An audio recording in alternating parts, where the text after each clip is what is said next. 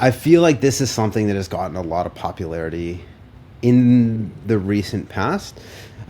There's like phases that I see, like we'll call nerds or like biomechanic nerds or like the counter culture internet people kind of go through, where they'll take things that are less broadly understood, like rib cage mechanics was one a few years ago.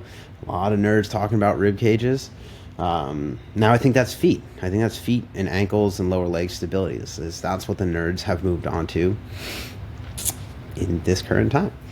But this is a question from Eric Miller, like I said, on Instagram. Eric Miller 4444. 44s. Easy to remember. So he said, why does foot pronation have upstream effects at the knee, hip, pelvis, and possibly above? Yes, I had this discussion in applied biomechanics class the other day. And that's an interesting one to me. So we'll talk about the foot stuff in just a minute, but first let's talk about biomechanics. Like, this isn't religion. This isn't a belief system. This is a science. This is the science of how joint surfaces move, right? This is something that's widely observed, agreed upon, and accepted. Like, this isn't a debate for the internet. This isn't global warming.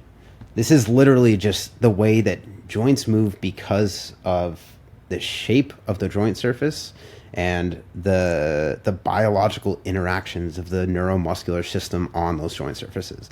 This isn't something that we can really debate too much on, right? There's implications that we can pull on this, and then, we can overlay training principles to kind of, have a discussion or debate around maybe the best ways to train across that joint and more and less effective exercises or loading patterns or parameters and things like that. Yes, I absolutely believe that. There's discussion to be had around this, but like, not really when it comes to the actual mechanics of an area. And like there is a distinction around the foot and around the ankle that I will make that, could lead to a misinterpretation here. But largely the reason why, let me look at this question again so I answer the right question. Okay, so why does foot pronation have upstream effects? Okay, so foot pronation is the flattening of the arch, right? It's going to be, there's going to be an interaction of the bones of the foot, and really what we're looking at here is going to be the talus and the tibia, like the main joints of the ankle, right? The way that the lower leg interacts with the foot. And as that foot changes shape from supination to pronation, and like those as bookends, but kind of that moving in that direction of the foot flattening out, it's going to change the way, basically just the direction that joint surface is facing. And if you know what a talus looks like, and you know what the distal surface of a tibia looks like, the talus is kind of this domed bone, and then there's this concavity of the tibia. So the thing about that, though, is it's not a perfect dome shape. It's kind of oblonged, and like some surfaces are more flat, some are more convex. So what's happening here is not only is the movement in the foot, it's changing. If we were to put a dot right on the top of that talus, it's changing the direction of that, but it's also changing the curvature at which that direction points.